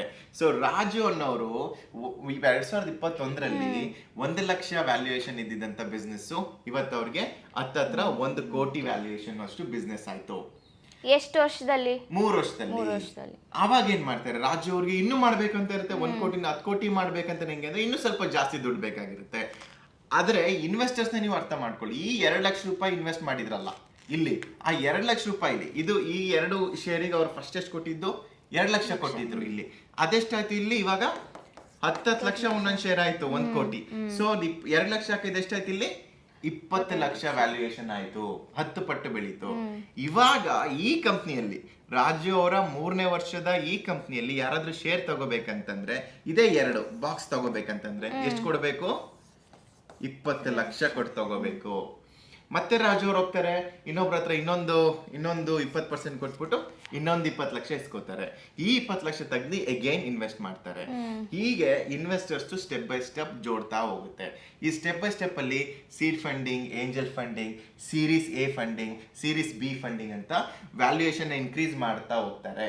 ವ್ಯಾಲ್ಯೂಯೇಷನ್ ಇನ್ಕ್ರೀಸ್ ಮಾಡಕ್ಕೆ ಕಂಪ್ನಿಗಳು ಬೆಳೀತಾ ಹೋಗ್ಬೇಕು, ವ್ಯಾಲ್ಯೂ ಬೆಳೀತಾ ಹೋಗ್ಬೇಕು, ರೆವೆನ್ಯೂ ಬೆಳೀತಾ ಹೋಗ್ಬೇಕು, ಬಿಸ್ನೆಸ್ ಬೆಳೀತಾ ಹೋಗ್ಬೇಕು, ಪ್ರಾಫಿಟಬಿಲಿಟಿ ಬಿಸ್ನೆಸ್ ಬೆಳೀತಾ ಹೋಗ್ಬೇಕು, ಎಕ್ಸ್ಪ್ಯಾನ್ಷನ್ ಬೆಳೀತಾ ಹೋಗ್ಬೇಕು, ಕಂಪ್ನಿ ಮಾರ್ಕೆಟ್ ಫಿಟ್ ಪ್ರಾಡಕ್ಟ್ ಇರಬೇಕು. ಯಾವುದೇ ರೀತಿ ನಾವು ಗೋ ಟು ಮಾರ್ಕೆಟ್ ಸ್ಟ್ರಾಟಜಿ ಇಲ್ಲ ಅಂತಂದ್ರೆ, ಯಾವುದೇ ರೀತಿ ಮಾರ್ಕೆಟ್ ಫಿಟ್ ಇಲ್ಲ ಪ್ರಾಡಕ್ಟ್ ಅಥವಾ ಕಂಪ್ನಿಲಿ ಸರ್ವಿಸಸ್ ಅಂತಂದ್ರೆ ಆ ಕಂಪ್ನಿ 2-3 ವರ್ಷದಲ್ಲಿ ಮುಚ್ಚೋಗುತ್ತೆ. ಎಷ್ಟು ದುಡ್ಡು ಹಾಕಿದ್ರು ಆ ಕಂಪ್ನಿ ಬೆಳೆಯಲ್ಲ. ಕಂಪ್ನಿಗೆ ಕಸ್ಟಮರ್ ಕಡೆಯಿಂದ ಬೇಡಿಕೆ ಬರಬೇಕು. ಹಿಂಗೆ ಸಲುಸಲಾಗಿ ಬೇಡಿಕೆ ಬರ್ತಾ ಈ ತರ ಕಂಪ್ನಿಗಳು ಗ್ರೋ ಆಗೋದ್ರಿಂದ ವ್ಯಾಲ್ಯೂಯೇಷನ್ ಗ್ರೋ ಆಗುತ್ತೆ, ಹಂಗಾಗಿ ಫೌಂಡರ್ ಗ್ರೋ ಆಗ್ತಾರೆ. ಯಾವತ್ತೂ ಅಷ್ಟೇ ಯಾವುದೇ ಒಂದು ಕಂಪ್ನಿಯಲ್ಲಿ ನಾವು ನೋಡ್ಬೇಕಂದ್ರೆ ಪ್ರಾಫಿಟ್ ಎಷ್ಟು ಬರುತ್ತೆ, ದುಡ್ಡು ಎಷ್ಟು ಬರುತ್ತೆ ಅನ್ನೋದಕ್ಕಿಂತ ನಾವು ಎಷ್ಟು ವ್ಯಾಲ್ಯೂ ಕ್ರಿಯೇಟ್ ಮಾಡ್ತೀವಿ, how much value are we creating, what are those gaps which we are filling in the market, what sort of a problems are we solving. The bigger the problem, bigger the revenue and bigger the money. ಇದು basic fundamentals ಆಯ್ತಾ. ಈ ರೀತಿಯಾಗಿ 21, 22, 23ನಲ್ಲಿ company valuation ಹೇಗೆ ಹೆಚ್ಚಾಗ್ತಾ ಹೋಗುತ್ತೆ ಅಂದರೆ ಅದು revenue, customer ಅಕ್ವಿಸಿಷನ್ಸ್, brand presence, ಹೊಸ ಬಿಸ್ನೆಸ್ ಎಕ್ಸ್ಪ್ಯಾನ್ಷನ್ ಮುಖಾಂತರ ಹೆಚ್ಚಾಗ್ತಾ ಹೋದಂಗೆ ಫೌಂಡರ್ಸ್ದು ವ್ಯಾಲ್ಯೂಯೇಷನ್ ಜಾಸ್ತಿ ಆಗ್ತಾ ಹೋಗುತ್ತೆ, ಹೊಸ ಇನ್ವೆಸ್ಟರ್ಸು ಜಾಯ್ನ್ ಆಗ್ತಾ ಹೋಗ್ತಾರೆ. ಅದಕ್ಕಿಂತ ಮುಂಚೆ ನಿನ್ಗೆ ಏನೇನು ಬೇಕು ಕ್ವಶನ್ಸ್ ಎಲ್ಲ ಏನು ಬರ್ಕೊಂಡಿದ್ಯಾ ಅದೆಲ್ಲ ಕೇಳು, ವಿಲ್ ಫಿನಿಶ್. ಓಕೆ, ಈ ಇಬಿಟ್ ಅಂತ ಎಲ್ಲರೂ ಯೂಸ್ ಮಾಡ್ತಾ ಇರ್ತಾರೆ ಶಾರ್ಕ್ ಟ್ಯಾಂಕಲ್ಲಿ, ಹಂಗಂದ್ರೆ ಏನು? ತಿಳಿಯೇ, ಇದು ಸಿಂಪಲ್, ಇದು ಎಲ್ಲರಿಗೂ ಗೊತ್ತಿರುತ್ತೆ. ನೀವು ಗೂಗಲ್ ಮಾಡಿ ನೋಡಿದ್ರೆ ಇಬಿಟ್ ಅನ್ನೋದನ್ನ ಅರ್ನಿಂಗ್ಸ್ ಬಿಫೋರ್ ಅರ್ಥ ಮಾಡ್ಕೊಳ್ಳಿ. ಅರ್ನಿಂಗ್ಸ್ ಏನಂದು ಅರ್ನಿಂಗ್ಸ್ ಇದೆ, before me touching interest plus before me my earnings, ನನ್ನ ಹತ್ರ ಅರ್ನಿಂಗ್ಸ್ ಇದೆ, ಈ earnings before me giving interest to banks, before me giving interest to tax plus depreciation ಅಂದರೆ ಯಾವುದೇ ಒಂದು ಹೊಸ ಮಷಿನ್ 1 ಲಕ್ಷ ರೂಪಾಯಿಗೆ ತಂದಿರ್ತೀವಿ, ಅದು 1 ವರ್ಷ ಆದಮೇಲೆ ಅದು 75,000 ಆಗಿರುತ್ತೆ. ಆ ಡಿಪ್ರಿಸಿಯೇಷನ್ ವ್ಯಾಲ್ಯೂನು ಕಳಿಬೇಕಾಗತ್ತೆ. ಪ್ಲಸ್ ಅಮಾರ್ಟೈಸೇಷನ್ ಅಂತಂದರೆ ಇದು ಯಾವುದೋ ಹೊಸ ಪದ ಅನ್ಕೋಬೇಡಿ. It is almost equal to depreciation but is not exactly depreciation largely for physical tangible assets. ಇದು ಅಮಾರ್ಟೈಸೇಷನ್ ಅಂದರೆ ಇಂಟ್ಯಾಂಜಬಲ್ ಅಸೆಟ್ಸ್ಗೆ ಬುಕ್ ವ್ಯಾಲ್ಯೂನ ಕಮ್ಮಿ ಮಾಡ್ತಾರೆ. ಅದಕ್ಕೋಸ್ಕರ ಇನ್ನು ಟ್ಯಾಂಜಬಲ್ ಇಂಟ್ಯಾಂಜಬಲ್ ಅಂದರೆ ಏನಂದರೆ, ಟ್ಯಾಂಜಬಲ್ ಅಂದರೆ ಸಮಥಿಂಗ್, ಇದು ಟಿವಿ ಟ್ಯಾಂಜಬಲ್ ನಾನು ಮುಟ್ಬೋದು. ಇಂಟ್ಯಾಂಜಬಲ್ ಅಂದರೆ ಒಂದು ಐಡಿಯಾ, ಈ ಬಿಟ್ ಕಾಯಿನ್ ನಾವು ನೋಡೋಕ್ಕಾಗಲ್ಲ, ಮುಟ್ಟೋಕ್ಕಾಗಲ್ಲ. ಅಥವಾ ಇಂಟ್ಯಾಂಜಬಲ್ ಅಂತಂದರೆ ಒಂದು ಐಡಿಯಾ, ಒಂದು ವ್ಯಾಲ್ಯೂ, ಒಂದು ಪೇಟೆಂಟ್, ಏನೋ ಒಂದಿರುತ್ತೆ, ಅದು ನಮಗೆ ಟ್ಯಾಂಜಬಲ್ ಇರಲ್ಲ, ಅದಕ್ಕೋಸ್ಕರ ನಾವು ಅದನ್ನ ಇಂಟ್ಯಾಂಜಬಲ್ ಅಂತ ಕರಿತೀವಿ. ಫಿಸಿಕಲ್ ವಸ್ತುಗೆ tangible, otherwise it's untangible. So anything you earn $100 year, okay, $100 year. ಈ $100ನಲ್ಲಿ ನಾನು ಇನ್ನೂ ನಿಮಗೆ ಇಂಟ್ರೆಸ್ಟು, ಟ್ಯಾಕ್ಸು, ಡಿಪ್ರಿಸಿಯೇಷನ್ ಅದನ್ನ ಕಳೆಯೋದಿದೆ. Even though EBITDA is positive, your business is still considered to be good. You should not go negative EBITDA. Initially growth ಫೇಸಲ್ಲಿ ಜಾಸ್ತಿ invest ಮಾಡ್ತೀವಿ, ಮಾರ್ಕೆಟ್ಗೆ ಹೋಗಬೇಕಾಗುತ್ತೆ, ಗೋ ಟು ಮಾರ್ಕೆಟ್ ಸ್ಟ್ರಾಟಜಿ ಇವಾಗೆಲ್ಲ ಎಕ್ಸ್ಪೆನ್ಸಿವ್ ಆಗಿರೋದ್ರಿಂದ some time we end up investing lot to the market. ಅದು okay, ಆದ್ರೂ consciously ಯಾವಾಗ ಬಿಸ್ನೆಸ್ ಒಂದು 5-6 ವರ್ಷ ಆಗಿರುತ್ತಲ್ವಾ, ಒಂದು ಪ್ರಾಫಿಟಬಲ್ ಬಿಸ್ನೆಸ್ಸಲ್ಲಿ EBITDA always to be positive, like people want this to B earnings to be positive, at least EBITDA ಆದಮೇಲೆ ಇನ್ನೂ ಒಂದು ನೀವು ಕೇಳೋಕ್ಕಿಂತ ಮುಂಚೆನೇ ಹೇಳ್ಬಿಡ್ತೀವಿ, ಇದು ಪ್ಯಾಟ್ ಅಂತ ಬರುತ್ತೆ. ಇದು ಪ್ಯಾಟ್ ಅಂದರೆ ಪ್ರಾಫಿಟ್ ಆಫ್ಟರ್ ಟ್ಯಾಕ್ಸ್. ಎಲ್ಲದನ್ನು ಕಳೆದ್ಬಿಟ್ಟು ನನಗೆ ಈ $100 ಲಾಸ್ಟಿಗೆ ಟ್ಯಾಕ್ಸ್ ಗೌರ್ಮೆಂಟಿಗೆ ಕೊಟ್ಟು ಕ್ಲೀನಾಗಿ ನಮ್ಮ ಹತ್ರ ಎಷ್ಟು ಮಿಗ್ತು, $10 ಮಿಗ್ತಾ, $5 ಮಿಗ್ತಾ, ಅದು ನಮಗೆ ಪ್ಯಾಟ್ ಅಂತ ಬರುತ್ತೆ. ಇಷ್ಟೇ EBITA and PAT at last. ಇದು last of the end of the balance sheet almost. Next COGS ಅಂದರೆ ಏನು? ಕಾಗ್ಸ್ ಅಂದರೆ ಏನಂದರೆ COGS ಕಾಗ್ಸು. ಸಿಂಪಲ್ ಇದೆ ಅಂದರೆ ಕಾಸ್ಟ್ ಅಂದರೆ ಗೊತ್ತಾ, ಖರ್ಚು ಆಫ್ ಗೂಡ್ಸ್ ಸೋಲ್ಡ್.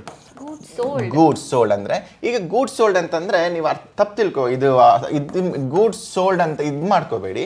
ಏನಾಗುತ್ತೆ ಅಂತಂದ್ರೆ ಇದರಲ್ಲಿ sales and distribution cost invest ಆಗಿರಲ್ಲ. ಈ ಕಾಸ್ಟ್ ಆಫ್ ಗೂಡ್ಸ್ ಅಂದ್ರೆ ಏನಂದ್ರೆ ನಾವು ಇದಕ್ಕೆ ರಾ ಮಟೀರಿಯಲ್ ತರಬೇಕು ಅಲ್ವಾ. ಒಂದು ನಟ್ಟು ಬೋಲ್ಟು ನಾವು ಮಾಡ್ಬೇಕಂತಂದ್ರೆ ಸ್ಟೀಲ್ ತರಬೇಕು, ಕಾಪರ್ ತರಬೇಕು, ಮತ್ತೆ ಅದಕ್ಕೆ ಲೇಬರ್ ಹಾಕಬೇಕು. ಕರೆಕ್ಟಾ? ಈ labour, materials and any machinery, consumables ಇದೆಲ್ಲ ಸೇರಿ ಒಂದು ಕಾಸ್ಟ್ ಆಗುತ್ತೆ. ಒಂದು ನಟ್ಟನ್ನು ಒಂದು ಪ್ರೊಡ್ಯೂಸ್ ಮಾಡಬೇಕು, ಒಂದು ಬೋಲ್ಟ್ನ ಪ್ರೊಡ್ಯೂಸ್ ಮಾಡಬೇಕಂದ್ರೆ ಒಂದು 10 ರೂಪಾಯಿ ಖರ್ಚು ಬರುತ್ತೆ. ಈ ಖರ್ಚಿಗೆ ನಾವು ಕಾಸ್ಟ್ ಆಫ್ ಗೂಡ್ಸ್ ಸೋಲ್ಡ್, ಕಾಗ್ಸ್ ಅಂತ ಕರಿತೀವಿ. ಇದರಲ್ಲಿ ತಪ್ಪು ತಿಳ್ಕೊ, ಇದರಲ್ಲಿ ಇದು ಮಾಡ್ಕೋಬೇಡಿ, ಯಾವುದೇ ರೀತಿ ಮಾರ್ಕೆಟಿಂಗ್ ಮತ್ತು ಸೇಲ್ಸ್ ಆ್ಯಂಡ್ ಡಿಸ್ಟ್ರಿಬ್ಯೂಷನ್ಸು ಇನ್ಕ್ಲೂಡ್ ಆಗಿರಲ್ಲ. Mainly it is only cost to basically manufacturing cost ಅಂತ ನೀವು ಅರ್ಥ ಮಾಡ್ಕೋಬಹುದು ಅಷ್ಟೇ. ರಾ ಮೆಟೀರಿಯಲ್ಸ್ ಅದು ಇದು. Yes. Next question, what is B2B and what is B2C? Okay, D2C ಅಂತ ಕರೀತಾರೆ ಅದನ್ನ. B2B ಅಂತ ನಿಮಗೆ ಅದು ಹೆಂಗೆ ಅವರು ಏನು ಹೆಸರು ಹೇಳ್ದಂಗೆ B2B ಅಂದರೆ ಬಿಸ್ನೆಸ್ ಟು ಬಿಸ್ನೆಸ್ ಅರ್ಥ ಮಾಡ್ಕೊಳ್ಳಿ. Let's say for example Raju ಅವ್ರ ಎಕ್ಸಾಂಪಲ್. ರಾಜು ಅವ್ರು ಏನು ಮಾಡ್ತಿದ್ರು, ನಟ್ಟು ಬೋಲ್ಟು ಮಾಡ್ತಾ ಇದ್ರು. ಈ ನಟ್ಟು ಬೋಲ್ಟ್ನ ಇದು ರಾಜು ಅವ್ರ ಅಂಗಡಿ, ರಾಜು ಲಿಮಿಟೆಡ್ ಅವರು ನಟ್ಟು ಬೋಲ್ಟ್ನ ಇಲ್ಲಿ ಕೊಡ್ತಾ ಇದ್ದಾರೆ ಟಾಟಾ ಕಂಪ್ನಿಗೆ, ಟಾಟಾ ಕಾರ್ ಮೋಟರ್ಸ್, ಟಾಟಾ ಮೋಟರ್ಸ್ಗೆ ನಟ್ಟು ಬೋಲ್ಟು ಬೇಕಾಗುತ್ತೆ. ಈ ರಾಜು ಅವರು ಈ B2Bಗೆ ಕೊಡ್ತಾ ಇದ್ದಾರೆ, business to business, right. And next ಇನ್ನೊಂದು ಏನಾಗುತ್ತೆ ಅಂತಂದ್ರೆ, ನೆಕ್ಸ್ಟ್ ರಾಜು ಅವರು ಈಗ ಕಾರ್ ಇಲ್ಲಿ ಮಾರ್ಕೆಟಲ್ಲಿ ಬಂದ ಮೇಲೆ ಅಂದ್ರೆ ಲೆಟ್ಸ್ ನೀವು ಈ ಕಾರ್ ತಗೋತೀರಿ, ಕಾರ್ ತಗೊಂಡಾಗ ಈಗ ನಟ್ಟು ಹಾಳಾಗೋಗುತ್ತಲ್ವಾ, ಮತ್ತೆ ಈಗ ರಾಜು ಅವರೇನೆ ನಿಮಗೂ ಕೊಡ್ಬೋದು.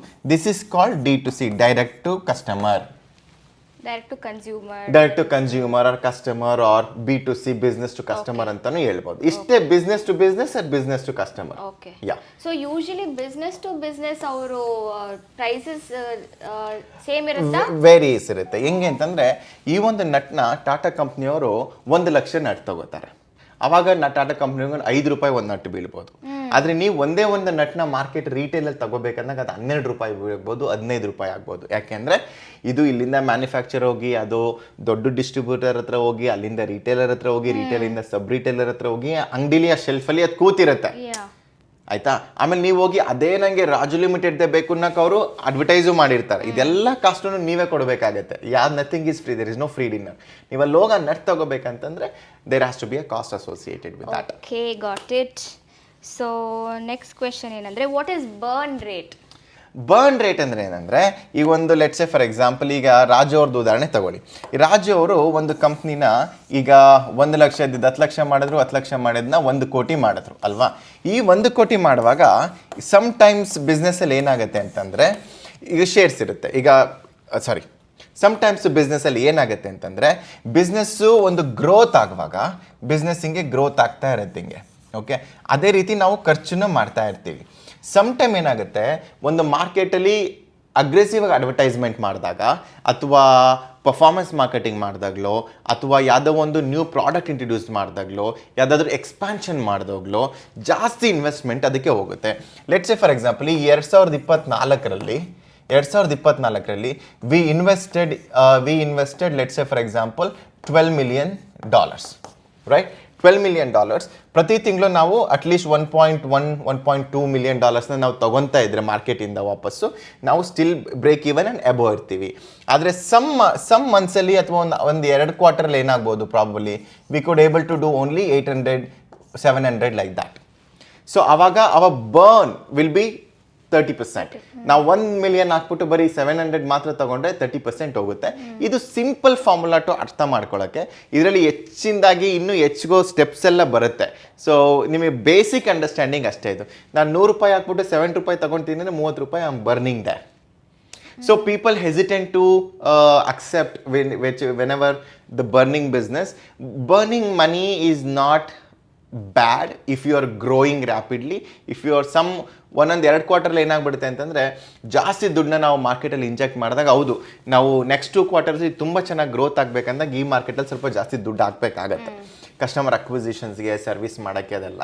But it is not a good sign. Everyone expect you to be profitable every time, especially investors, which is okay. Everyone have a different perspective, we should respect it, but it is what it is. But shark tank ಅಲ್ಲಿ burn rate ಅಂತ ಅವ್ರು ಕೇಳಿದ ತಕ್ಷಣ ಅವ್ರು ಕಡಿಮೆ ಹೇಳಿದ್ರೆ full sad music ಹಾಕ್ತಾರೆ. Burn ರೇಟಲ್ಲಿ ಅಂದರೆ ಏನಕ್ಕೆ ಬರ್ನ್ ಮಾಡ್ತೀರಾ, ಏನಕ್ಕೆ ನೀವು ಪ್ರಾಫಿಟಬಲ್ ಬಿಸ್ನೆಸ್ ಇಲ್ಲ ನಾನು ಕಷ್ಟಪಟ್ಟಿರೋ ದುಡ್ಡನ್ನ ನಾನು ನಿಮಗೆ ಕೊಡ್ತಾ ಇದ್ದೀನಿ, ನೀವು ಬೆಳೀಲಿ. ಏನೋ ಒಂದು ನಂದು ಒಂದು 10 ಲಕ್ಷ ನಾನು ಎಷ್ಟೋ ಒಂದು ವರ್ಷದಿಂದ ಕೂಡಾಕಿರೋ ದುಡ್ಡನ್ನ ನಾನು ನಿಮಗೆ ಕೊಡ್ತಾ ಇದ್ದೀನಿ. ನಿಮ್ಮ ಬಿಸ್ನೆಸ್ಸಲ್ಲಿ ಏನಕ್ಕೆ ಕೊಡ್ತಾ ಇದ್ದೀನಿ ನಾನು? ಈ 10 ಲಕ್ಷ ನಂದು 1 ಕೋಟಿ ಆಗುತ್ತೆ ನಾಳೆ ಅನ್ನೋ ಒಂದು ಆಶಾದಿ ಇದ್ಮಾರ್ ಕೊಡ್ತಾ ಇದ್ದೀನಿ. ನಾನು 10 ಲಕ್ಷ ಕೊಟ್ಬಿಟ್ಟು 1 ಲಕ್ಷ ಮಾಡ್ಕೊಳ್ಳೋದು ಅಥವಾ 0 ಮಾಡ್ಕೊಳ್ಳೋಕೆ ಕೊಟ್ಕೊತಾ ಇಲ್ಲ ಅಲ್ವಾ? ಸೊ ಯಾವಾಗ ನಿಮ್ಮ ಬಿಸ್ನೆಸ್ಸಲ್ಲಿ ಆಲ್ರೆಡಿ ನೀವು ಬರ್ನ್ ಮಾಡ್ತಾ ಇದ್ದೀರಾ, ಆಲ್ರೆಡಿ ನೀವು ಹೆಚ್ಚಿಗೆ ಲೋನಲ್ಲಿ ಇದ್ದೀರಾ ಅಂದರೆ ಬರ್ನ್ ಲಾರ್ಜ್ಲಿ ಏನಕ್ಕೆ ಆಗುತ್ತೆ ಹೇಳಿ? ನೀವು ಹೆಚ್ಚಿಗೆ ಸೇಲ್ ಆಗ್ತಾ ಇಲ್ಲ. ಸೇಲ್ ಯಾಕೆ ಆಗ್ತಾ ಇಲ್ಲ? ಮಾರ್ಕೆಟಲ್ಲಿ ನಿಮ್ಮದು ಪ್ರಾಡಕ್ಟ್ ಮಾರ್ಕೆಟ್ ಫಿಟ್ ಇಲ್ಲದೆ ಇರ್ಬೋದು, ಅಥವಾ ರಿಪೀಟೆಡ್ ಆರ್ಡರ್ಸ್ ಬರ್ತಾನೆ ಇಲ್ದಿರ್ಬೋದು, ಅಥವಾ ನೀವು ಅನ್ನೆಸೆಸರಿಲಿ ಖರ್ಚು ಮಾಡ್ತಾ ಇದ್ದೀರಾ ಮಾರ್ಕೆಟಿಂಗಿಗೆ. ಅದರಿಂದ ನಿಮಗೆ ಮಾರ್ಕೆಟಲ್ಲಿ ಅಷ್ಟು ಆರ್ಡ್ರ್ ಬರ್ತಾ ಇಲ್ಲ ಅನ್ನೋ ಒಂದು ಕಾಮನ್ ಅಂಡರ್ಸ್ಟ್ಯಾಂಡಿಂಗಿಂದ ಜನಗಳು ಆ ಥರ ಒಪ್ಕೊಳ್ಳೋಕೆ ಇಷ್ಟಪಡಲ್ಲ ಅಷ್ಟೇ. ನೀವು ಕಸ್ಟಮರ್ ಅಕ್ವಿಸಿಷನ್ ಕಾಸ್ಟ್ ಅಂತ ಇವಾಗ ಏನೋ ಹೇಳಿದ್ರಲ್ಲ, ಹಾಗಂದ್ರೆ ನನಗೆ ಸ್ವಲ್ಪ ಕಸ್ಟಮರ್ ಅಕ್ವಿಸಿಷನ್ ಕಾಸ್ಟ್ ಅಂದರೆ ತುಂಬಾನೇ ಈಸಿ. ಈಗ ಹೆಂಗೆ ಅಂದರೆ, ನೀವೊಂದು ಪ್ರಾಡಕ್ಟ್ನ ಸೇಲ್ ಮಾಡ್ಬೇಕಂತಂದರೆ, ಮೊಬೈಲ್ ಆಗಲಿ, ನಟ್ ಆಗಲಿ, ಬೋಲ್ಟ್ ಆಗಲಿ, ಏನೋ ಒಂದು ಸೇಲ್ ಮಾಡ್ಬೇಕಂತಂದರೆ ಮಾರ್ಕೆಟಿಂಗ್ ಮಾಡಬೇಕಾಗತ್ತೆ. ನೀವು ಯಾವಾಗ ಮಾರ್ಕೆಟಿಗೆ ಹೋಗಲ್ಲ ಆ ಪ್ರಾಡಕ್ಟ್ ಯಾರಿಗೂ ಗೊತ್ತಾಗಲ್ಲ, ಯಾರು ತಗೊಳ್ಳಲ್ಲ, ಆಯಿತಾ? ಲೆಟ್ಸ್ ಫಾರ್ ಎಕ್ಸಾಂಪಲ್ ಉದಾಹರಣೆಗೆ ಹೇಳ್ತೀನಿ ಕೇಳಿ. ನೀವು $1,000 ನೀವು ಮಾರ್ಕೆಟಿಗೆ ಹಾಕ್ಬಿಟ್ಟು ನೀವು 100 ಕಸ್ಟಮರ್ನ ನೀವು ಮಾರ್ಕೆಟಿಂದ ತೆಗೆದ್ರಿ ಅಂತ ಇಟ್ಕೊಳ್ಳಿ. ಓಕೆ, ನೀವು $1,000 ಖರ್ಚು ಮಾಡಿದ್ದೀವಿ, ನಾವು 100 ಕಸ್ಟಮರ್ಸ್ನ ಅಕ್ವೈರ್ ಮಾಡ್ಕೊಂಡಿದ್ದೀವಿ. ಸೊ ಅವ್ರ ಕಸ್ಟಮರ್ ನಮ್ಮ ಹತ್ರ ತಾನೇ ತಗೋತಾರೆ, ರೆಗ್ಯುಲರಾಗಿ ನಟ್ಟು ಬೋಲ್ಟು ನಮ್ಮ ರಾಜು ಲಿಮಿಟೆಡ್ ಇಂದಾನೆ ತಗೊತಾರೆ. ಆಗ ಕಸ್ಟಮರ್ ಅಕ್ವಿಸಿಷನ್ ಕಾಸ್ಟ್ ಎಷ್ಟಾಯಿತು? $1,000 ಪರ್ ಮಂತ್ ಆಯಿತು. ನನಗೆ ಒಂದು ಕಸ್ಟಮರ್ ಅಕ್ವೈರ್ ಮಾಡೋಕ್ಕೆ $10 ಖರ್ಚಾಯಿತು. ಇದು ಹೋಗ್ತಾ ಹೋಗ್ತಾ ಹೋಗ್ತಾ ಹೋಗ್ತಾ ಕಡಿಮೆ ಆಗ್ತಾ ಹೋಗ್ಬೇಕು customer acquisition cost.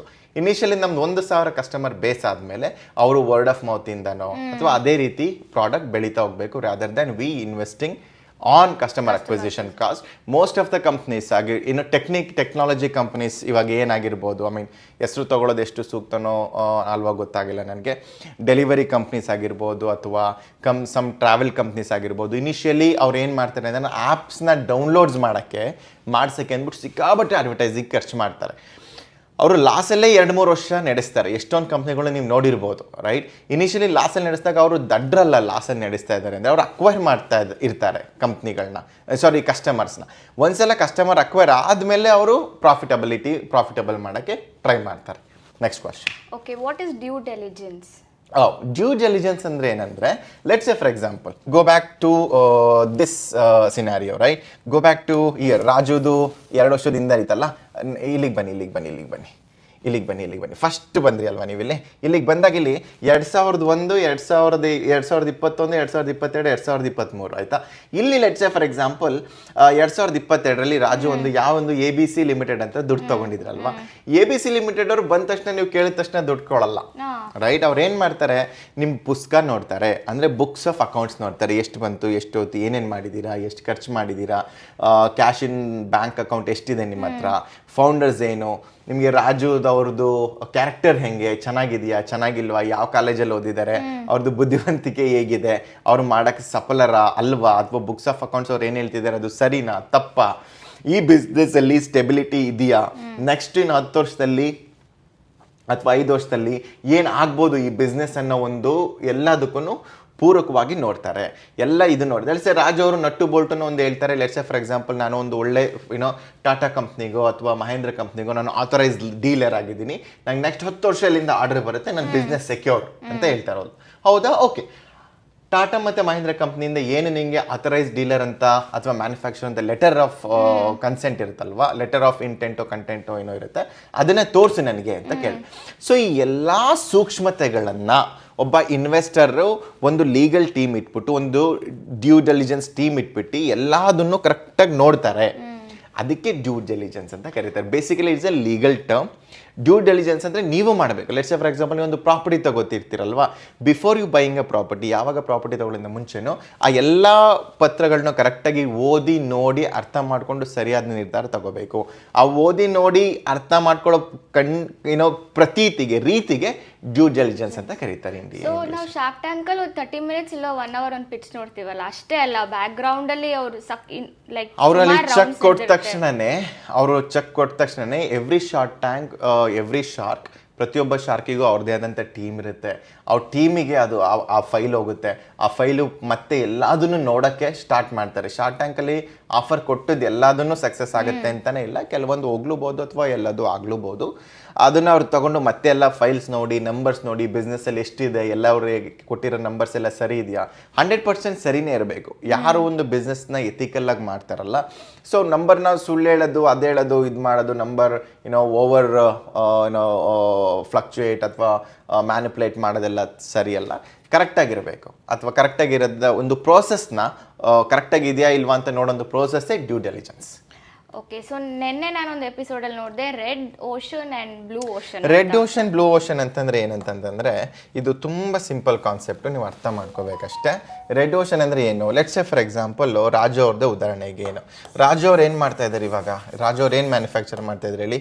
Nut Bolt factory ಇದು ಮಾಡ್ತಾ ಇದ್ರು, ಆಯ್ತಾ?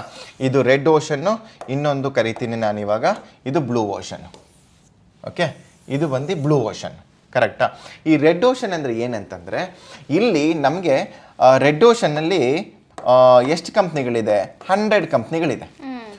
ಈಗ ಇದು 1 2 3 4 5 6 7 8 9 10 100 ಕಂಪ್ನಿಗಳಿದೆ. ಈ 100 ಕಂಪ್ನಿಗಳಲ್ಲಿ ಆಲ್ರೆಡಿ ಎಲ್ಲರೂ ನಟ್ಟು ಬೋಲ್ಟ್ನ ಯೂಸ್ ಮಾಡೋಕ್ಕೆ ಸ್ಟಾರ್ಟ್ ಮಾಡಿಬಿಟ್ಟಿದ್ದಾರೆ. ಓಕೆ, ಒಂದೊಂದು ಬೇರೆ ಬೇರೆ ಬೇರೆ ಬೇರೆ ಕಂಪ್ನಿಗಳಿಂದ ಯೂಸ್ ಮಾಡೋಕ್ಕೆ ಸ್ಟಾರ್ಟ್ ಮಾಡಿಬಿಟ್ಟಿದ್ದಾರೆ. XYZ ಕಂಪ್ನಿ, ವೈಸ್ ಯಾವುದೋ ಒಂದು ಕಂಪ್ನಿದು.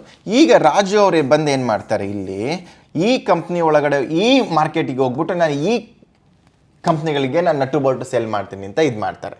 ಏನಾಗುತ್ತೆ ಅಂತಂದರೆ, ರಾಜು ಅವರು ಈ ಕಂಪ್ನಿಗಳಿಗೆ ನಟ್ಟು ಬೋಲ್ಟು ಸೆಲ್ ಮಾಡಬೇಕಂತಂದರೆ ಇವರು ಈ ಆಲ್ರೆಡಿ ಇರುವಂತಹ ಮಾರ್ಕೆಟ್ ಶೇರ್, ಬೇರೆ ಕಂಪ್ನಿಗಳು ಅಕ್ವೈರ್ ಮಾಡಿರೋ ಮಾರ್ಕೆಟ್ ಶೇರ್ನ ಇವರು ಸ್ಟೀಲ್ ಮಾಡಬೇಕು. ಹೇಗೆ ಮಾಡ್ಬೋದು? Price war. ಅವನು 10 ರೂಪಾಯಿಗೆ ಒಂದು ನಟ್ಟು ಕೊಡ್ತಾ ಇದ್ದಾನೆ, ನಾನು 8 ರೂಪಾಯಿ ಕೊಡ್ತೀನಿ. ಅವನು 24 ಗಂಟೆ ಡೆಲಿವರಿ ಮಾಡ್ತಾನೆ, ನಾನು 12 ಗಂಟೆಲೇ ಮಾಡ್ತೀನಿ. ಓಕೆ, ಆ ಥರ ಏನೋ ಹೇಳಿ ಈ ಮಾರ್ಕೆಟ್ ಶೇರ್ನ ಸ್ಟೀಲ್ ಮಾಡಬೇಕು. ಆಲ್ರೆಡಿ ಇರೋವಷ್ಟು ಕಸ್ಟಮರ್ಗೆ ಸಿಕ್ಕಾಬಟ್ಟೆ ಕಂಪ್ನಿಗಳು ಆಲ್ರೆಡಿ ಸಿಕ್ಕಾಬಟ್ಟೆ ಕೊಡ್ತಾ ಇದ್ದಾರೆ. ಸೊ ಇದೇನಾಗುತ್ತೆ ಅಂತಂದರೆ, ನಮಗೆ ಗ್ರೋತ್ ಬರೋದು ತುಂಬ ಕಷ್ಟ ಆಗ್ಬಿಡುತ್ತೆ. ಸಿಕ್ಕಾಬಟ್ಟೆ ಕಾಂಪಿಟೇಷನ್ ಆಗಿರುತ್ತೆ. ಆಮೇಲೆ ಯಾರನ್ನು ಹೊಸ ಕಂಪ್ನಿಗಳು ಬಂದ ತಕ್ಷಣ ಬನ್ನಿ ನಿಮಗೆ ಮಾರ್ಕೆಟ್ ಬಿಟ್ಕೊಡ್ತೀವಿ ಅಂತ ಯಾರು ಬಿಡಲ್ಲ. Competition is cut throat. ಅವ್ರಿಗೆ ಮಾರ್ಕೆಟ್ ಶೇರು ಸಿಗಲ್ಲ. ಸೊ ಮಾರ್ಕೆಟ್ ಶೇರ್ನ ಅಕ್ವೈರ್ ಮಾಡಬೇಕಂತಂದರೆ ಸಿಕ್ಕಾಬಟ್ಟೆ ಕಷ್ಟ ಆಗುತ್ತೆ, ಸಿಕ್ಕಾಬಟ್ಟೆ ಮಾರ್ಕೆಟ್ಗೆ ದುಡ್ಡನ್ನ ಇಂಜೆಕ್ಟ್ ಮಾಡಬೇಕಾಗತ್ತೆ. ಅದೇ ಇನ್ ಟರ್ನ್ ನಾವು ಈಗ ಈ ಬ್ಲೂ ಓಷನ್ ಅಂತಂದ್ರೆ ಏನಂದರೆ, ಈಗ ಒಂದು ನಮ್ಮ ಬ್ಲೂ ಓಷನ್ ಅಂದರೆ ಇಲ್ಲಿ ಒಂದು 200 ಕಂಪ್ನಿಗಳಿರುತ್ತೆ ಅಥವಾ 300 ಕಂಪ್ನಿಗಳಿರುತ್ತೆ, ಆಯಿತಾ? ಇಲ್ಲಿ ಬರೀ ಒಂದು 25 ಕಂಪ್ನಿಗಳು ಮಾತ್ರ ಪ್ರಾಡಕ್ಟ್ನ ಯೂಸ್ ಮಾಡ್ತಿರ್ತಾರೆ. ಇನ್ನೂ there is a lot to be served. ಆವಾಗ ರಾಜು ಅವ್ರು ಏನು ಮಾಡ್ತಾರೆ ಅಂತಂದರೆ, ಈ ಒಂದು ನಟ್ಟು ಬೋಲ್ಟ್ನ ಇಲ್ಲಿ ಸೆಲ್ ಮಾಡೋಕ್ಕೆ ಸ್ಟಾರ್ಟ್ ಮಾಡ್ತಾರೆ, ರೈಟ್? ಪ್ರಾಬಬ್ಲಿ ನಟ್ಟು ಬೋಲ್ಟ್ ಅಲ್ಲ, ಇನ್ನೊಂದು ಏನೋ ಒಂದು ಗ್ರೀಸ್ ಆಯಿಲ್ ಶೇರ್ ಮಾಡೋಕ್ಕೆ ಸೇಲ್ ಮಾಡೋಕ್ಕೆ ಸ್ಟಾರ್ಟ್ ಮಾಡ್ತಾರೆ. ಯಾವುದೋ ಒಂದು ಇನೋವೇಟಿವ್ ಪ್ರಾಡಕ್ಟ್ನ ಆ್ಯಡ್ ಮಾಡ್ತಾರೆ. ಸೊ ಆವಾಗ ಈ ಮಾರ್ಕೆಟಲ್ಲಿ ಈಸಿಯಾಗಿ ಪೆನೆಟ್ರೇಟ್ ಆಗ್ಬೋದು, ಈಸಿಯಾಗಿ ನಾವು ಈ ಮಾರ್ಕೆಟ್ನ ಅಕ್ವೈರ್ ಮಾಡ್ಬೋದು. This market is not so many competitors. You are not actually stealing the market share, you are building your own market share which is already it is available. You just have to be present in the market to educate your customer about your product. ಮಾಡಿ ನೀವಲ್ಲಿ sale ಮಾಡೋದಕ್ಕೆ blue ocean ಅಂತಾರೆ. So by market you mean cities? ಮಾರ್ಕೆಟ್ನ ಒಂದು ಈಗ ನೋಡಿ ಏನಾಗುತ್ತೆ ಅಂತಂದರೆ, ಮಾರ್ಕೆಟ್ ಅನ್ನೋದು ಒಂದು ದೊಡ್ಡ ಪದಗಳು, ಯಾರ್ಯಾರು ಹೆಂಗೆ ಬೇಕಾದ್ರೂ ಯೂಸ್ ಮಾಡ್ಬೋದು. ಲೆಟ್ಸ್ ಸೇ ಫಾರ್ ಎಕ್ಸಾಂಪಲ್, ನನಗೆ ಒಂದು ಲೆಟ್ಸ್ ಸೇ ಕನ್ಸಿಡರ್ ಇದನ್ನ Bangalore is a market for me, or entire India is a market for me, or entire world is a market for me. Depends on your product. What sort of a product are you dealing with? So defining your products and ability to sell. ಇದಕ್ಕೆ ನಾವು ಇನ್ನೊಂದು ಇದು ಕಲ್ದಿರ್ಬೋದು, TAM ಅಂತ, right? Total addressable market. ಇವಾಗ let's say for example ನಾನು nut bolt ಮಾಡ್ತೀನಿ ಅಂದರೆ ನನ್ನ ಟೋಟಲ್ ಅಡ್ರೆಸಬಲ್ ಮಾರ್ಕೆಟ್ ಎಷ್ಟಿದೆ ಅಂತಂದರೆ, is entire world is a customer. ಪ್ರಪಂಚದಲ್ಲಿ ಯಾರ್ಯಾರಿಗೆ ನಟ್ಟು ಬೋಲ್ಟ್ ಬೇಕಾದ್ರು ಎಲ್ಲಾದರೂ ಟ್ಯಾಮೇ ನನಗೆ. In this total addressable market ನಾನು ರಾಜು ಒಂದು ಇದರಲ್ಲಿ ಎಲ್ಲಿ ಫಾರ್ ಎಕ್ಸಾಂಪಲ್ ಯಾವುದೋ ಪೀಣ್ಯ ಇಂಡಸ್ಟ್ರಿಯಲ್ ಏರಿಯಾದಲ್ಲಿ ನಾನು ಸಣ್ಣದಾಗಿ ಮಾಡ್ತಾ ಇದ್ದೀನಿ ಅಂತಂದರೆ, ನನ್ನ ಟೋಟಲ್ ಸರ್ವಿಸಬಲ್ ಮಾರ್ಕೆಟ್, ನನಗಿರೋ ಇವತ್ತು ಕೆಪಾಸಿಟಿಗೆ, ನನ್ನಿರೋ ಲಾಜಿಸ್ಟಿಕ್ಸ್ ಎಬಿಲಿಟಿಗೆ, ನನಗೆ ಟೋಟಲ್ ಸರ್ವಿಸಬಲ್ ಮಾರ್ಕೆಟ್ ಏನಿದೆ ಅದು ಓನ್ಲಿ ಬ್ಯಾಂಗ್ಳೂರು ಸುತ್ತಮುತ್ತ ಒಂದು 50 kilometre, or maybe maximum Karnataka, ಆರ್ ಸ್ವಲ್ಪ ನಮ್ಮದು ಹೊಸೂರು, ಹೈದ್ರಾಬಾದ್ ಈ ಕಡೆ ಸ್ವಲ್ಪ ಸ್ಟ್ರೆಚ್ ಮಾಡಿ ಈ ಒಂದು 100-200 ಕಿಲೋಮೀಟ್ರು ಸುತ್ತಮುತ್ತದಲ್ಲಿ ಏನು ಮಾಡ್ಬೋದು, ನಾನು ಸೆಲ್ ಮಾಡ್ಬೋದು. ಇದಕ್ಕೆ ನಾನು ಸರ್ವಿಸ್ ಮಾಡ್ಬೋದು. ನನ್ನ ಟ್ಯಾಮ್ ದೊಡ್ಡದಿದೆ, ನಾನು ಎಷ್ಟು ಬೇಕಾದರೂ ಬೆಳಿಬೋದು. ಅದರಲ್ಲಿ ನನ್ನ total serviceable market at this market ನಂದು ಇಷ್ಟೇ, ಅದು ಬೆಳೀತಾನೂ ಹೋಗ್ಬೋದು. ಇದು ಒಂದು ಬೇರೆ ಥರನೂ ಅರ್ಥ ಮಾಡ್ಕೋಬೋದು ಇದನ್ನ. ಬಟ್ ಒಂದು ಸಣ್ಣದಾಗಿ ಅರ್ಥ ಮಾಡ್ಕೋಬೇಕು, ಕಾನ್ಸೆಪ್ಟ್ನ ನೀವು ಅರ್ಥ ಮಾಡ್ಸೋಕ್ಕಷ್ಟೇ ನಾನು ಪ್ರಯತ್ನ ಪಡ್ತಾ ಇದ್ದೀನಿ. ಇದನ್ನು ನೀವು ಇಂಪ್ಲಿಮೆಂಟ್ ಮಾಡೋಕ್ಕೆ ಹೋದಾಗ ಇನ್ನೂ ಹಲವಾರು ಡೀಟೇಲ್ಸ್ ಬರ್ತಾ ಹೋಗುತ್ತೆ. ಆ್ಯಂಡ್ ಎಲ್ಲ ಕಲ್ತ್ಕೊಳ್ಳಿ. Thank you. Next I think ಎಲ್ಲದನ್ನು ಕೇಳಿದ್ದೀನಿ ಅನಿಸುತ್ತೆ. Almost all the questions are done. ನೀವೇನೇನಾದರೂ ಎಕ್ಸ್ಟ್ರಾ ಇನ್ಫಾರ್ಮೇಷನ್ ಕೊಡ್ಬೋದಾ?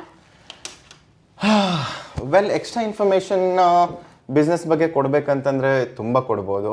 ಏನಾದರೂ ಸ್ಪೆಸಿಫಿಕ್ಕಾಗಿ ನೀವು ಕ್ವಶನ್ಸ್ ಕೇಳೋಕ್ಕೆ ಇಷ್ಟಪಡ್ತೀರಾ ಅಂದರೆ ನಾನು ಏನೇನು ನಿಮಗೆ ಯಾರ್ಯಾರು ಬೇಕಾದರೆ ಕಮೆಂಟ್ ಸೆಷನಲ್ಲಿ ಕಮೆಂಟ್ ಮಾಡಿ. ಎಷ್ಟೇ ಡಿಫಿಕಲ್ಟ್ ಕ್ವಶನ್ಸ್ ಇರಲಿ ಇನ್ ಟರ್ಮ್ಸ್ ಆಫ್ ಬಿಸ್ನೆಸ್, ಹೇಗೆ ಇಂಪ್ರೂವ್ ಮಾಡಬೇಕು, ಯಾವ ಥರ ಇನಿಷಿಯಲ್ ಐಡಿಯಾಸ್ ಇದು ಮಾಡಬೇಕು, ಪೇಟೆಂಟ್ಸ್ ಅಂದರೆ ಏನು, ಟ್ಯಾಂಜಬಲ್ ಅಂದ್ರೇನು, ಇಂಟ್ಯಾಂಜಬಲ್ ಅಂದರೆ ಏನು, ಅಥವಾ ಪ್ರಾಫಿಟಬಲ್ ಮಾಡೋಕ್ಕೆ CM1 CM2 ಅಂದ್ರೇನು, ವೇರಿಯಬಲ್ ಎಕ್ಸ್ಪೆನ್ಸಸ್ ಅಂದರೆ ಏನು, ಆ್ಯಂಡ್ ಫಿಕ್ಸ್ಡ್ ಎಕ್ಸ್ಪೆನ್ಸಸ್ ಅಂದ್ರೇನು, ನಾವು ಯಾವ ಥರ ಒಂದು P&L ಅಲ್ಲಿ ಪ್ರಾಫಿಟಬಿಲಿಟಿ ತೋರಿಸ್ಬೋದು, ಒಂದು ಬಿಸ್ನೆಸ್ನ ಇನ್ವೆಸ್ಟಬಲ್ ಬಿಸ್ನೆಸ್ ಆಗಿ ಮಾಡೋದು ಹೇಗೆ, ಯಾವ ಬಿಸ್ನೆಸ್ನ ನೀವು ಇನ್ವೆಸ್ಟಬಲ್ ಬಿಸ್ನೆಸ್ ಆಗಲ್ಲ, ವಾಟ್ ಈಸ್ ಸ್ಕೇಲಿಂಗ್, ಯಾವೊಂದು ಬಿಸ್ನೆಸ್ಸು ಈಗ ರಾಜು ಅವ್ರ ಬಿಸ್ನೆಸ್ ಹೆಂಗೆ ನಮಗೆ ಗ್ರೋತ್ ಆಯ್ತಲ್ಲ ಇಲ್ಲಿ, ಈಗ ಸ್ಟೆಪ್ಪಿಂದ ಇದಕ್ಕೆ ಸ್ಕೇಲಿಂಗ್ ಅಂತ ಕರಿತಾ ಹೋಗ್ತಾರೆ. ಇಲ್ಲಿ ಲೆಟ್ಸ್ ಸೇ ಫಾರ್ ಎಕ್ಸಾಂಪಲ್ ಇಲ್ಲಿ ಈ ಬಿಸ್ನೆಸ್ಸು ಇಷ್ಟು ದಪ್ಪ ಆಯಿತು, ಇಲ್ಲಿ ಇಷ್ಟು ದಪ್ಪ ಆಯಿತು, ಇಲ್ಲಿ ಇಷ್ಟು ದಪ್ಪ ಆಯಿತು. This is called scaling. ಹೀಗೆ ಯಾವ ಬಿಸ್ನೆಸ್ಸು ಸ್ಕೇಲಿಂಗ್ ಆಗುತ್ತೆ, ಯಾವ ಥರ ಸ್ಕೇಲಬಲ್ ಬಿಸ್ನೆಸ್ನ ಬಿಲ್ಡ್ ಮಾಡಬಹುದು, ಅಥವಾ what are the challenges which we do face when it comes to business. ನಿಮಗೆ ಏನೇ ಸ್ಪೆಸಿಫಿಕ್ ಕಲ್ತ್ಕೋಬೇಕು ಅಂದ್ಕೊಂಡಿದ್ದೀರೋ ಪ್ಲೀಸ್ ನೀವು ಕಮೆಂಟ್ ಸೆಷನಲ್ಲಿ ಕಮೆಂಟ್ ಮಾಡಿ. ಅದಕ್ಕೆ ಪ್ರತಿಯೊಂದು ಕಮೆಂಟಿಗೂ ನಾನು ಉತ್ತರ ಕೊಡೋಕ್ಕೆ ಇಷ್ಟಪಡ್ತೀನಿ. ಈ ಒಂದು ಸೆಷನ್ ಇಷ್ಟ ಆಗಿದೆ ಅಂತ ನಿಮಗೆ ನಾನು ಆಲೋಚಿಸ್ತಾ ನನಗೆ ನಾನು ಕೇಳಿದ್ನಲ್ಲ ಆಸ್ಕು ಏ 1 ಲಕ್ಷ 10 ಲಕ್ಷ ಕೊಡಿ. ನಾನು ಹೇಳ್ಕೊಡ್ ನೀವು ಫಸ್ಟ್ ಇದೆಲ್ಲ ಇದನ್ನ ಇಂಪ್ಲಿಮೆಂಟ್ ಮಾಡಿ. I have power in my product. There's a power in my product. So I believe in my product and I believe 10,000 subscriber ಆದ್ರೂ ಮಾಡ್ಕೋ, ಅವಾಗ ನಾನು ನಿನಗೆ 10,000 ದಿರಮ್ಸ್ ಕೊಡ್ತೇನೆ. ಯಾರೆಲ್ಲ ನೋಡ್ತಾ ಇದ್ದೀರಾ ಸಬ್ಸ್ಕ್ರೈಬ್ ಮಾಡಿರಲ್ಲ, ಪ್ಲೀಸ್ ಸಬ್ಸ್ಕ್ರೈಬ್ ಮಾಡಿ. ಒಂದು ಸಬ್ಸ್ಕ್ರೈಬರಿಗೆ $1. 1 ಸಬ್ಸ್ಕ್ರೈಬರ್ $1 ಕೊಡ್ತೇನೆ. ಇಷ್ಟೊತ್ತು ನಿಂತ್ಕೊಂಡು ನಿಮ್ದು ಎಕ್ಸ್ಪ್ಲನೇಷನ್ ಕೇಳಿದ್ದೀನಿ ತಾನೆ. ನಿನಗೆ ನಾನು ಎಕ್ಸ್ಪ್ಲೈನ್ ಮಾಡ್ಕೊಟ್ಟಿರೋದು ನೀನು ಕೊಡಿ ದುಡ್ಡು. ಮಾದೇವ್ರೆ ಎಕ್ಸ್ಪ್ಲೈನ್ ಮಾಡಿ ನಾನು ದುಡ್ಡು ಕೊಡೋಕ್ಕಾಗಲ್ಲ. See number speaks, okay, number speaks louder than words year. Okay, ನಿನ್ನ ನಂಬರ್ 10,000 ಸಬ್ಸ್ಕ್ರೈಬರ್ಸ್ ಆದ್ರೆ ನಾನು ನಿಂಗೆ 10,000 ದಿರಮ್ ಕೊಡ್ತೇನೆ. ಯಾರೆಲ್ಲ ನೋಡ್ತಾ ಇದ್ದೀರಾ ಸಬ್ಸ್ಕ್ರೈಬ್ ಮಾಡಿಲ್ಲ, ಲೈಕ್ ಮಾಡಿಲ್ಲ, ಮತ್ತೆ ಶೇರ್ 10,000 ಸಬ್ಸ್ಕ್ರೈಬ್ ಆದ್ರೆ ನೀನು 10,000 ದಿರಮ್ ನಾನು ನಿನಗೆ ಕೊಡ್ತೇನೆ. ಮಾಡು ಪ್ರೂವ್ ನೋಡೋಣ. Like share and subscribe. ನೀವು ಹೇಳಿ ನನ್ನ ವ್ಯೂವರ್ಸ್ ಗೆ. Like share and subscribe this channel. Make your ಗೌರಿ ವೇನ್. 10,000 ಸಬ್ಸ್ಕ್ರೈಬರ್ ಮಾಡಿ 10,000 ದಿರಮ್ಸ್ ಅವ್ರದ್ದಾಗತ್ತೆ. ನಾನು 10,000 ಸಬ್ಸ್ಕ್ರೈಬರ್ಸ್ ಆಗಿದ್ದ ದಿನನೇ ಇವ್ರ ಹತ್ರ ಬಂದು 10 ಲಕ್ಷ ರೂಪಾಯಿ ಇಸ್ಕೋತೀನಿ ಗಾಯ್ಸ್. ಬರ್ತೀನಿ ಅವತ್ತಿನ. ನಾನು 10,000 ದಿರಮ್ ಅಂತ ಹೇಳಿದ್ದು, 10 ಲಕ್ಷ ಅಂತ ಹೇಳಿಲ್ಲ. ಆಯ್ತಾ ಇರ್ತೀನಿ ನಾನು.